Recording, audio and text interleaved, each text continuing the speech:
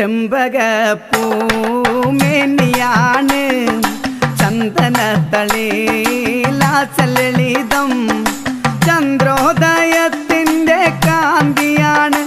അവൾ ചാരുറ്റ താരുണ്യ രാഗമാണ് ചെമ്പകപ്പൂമേനിയാണ് ചന്ദനത്തളിലാസലളിതം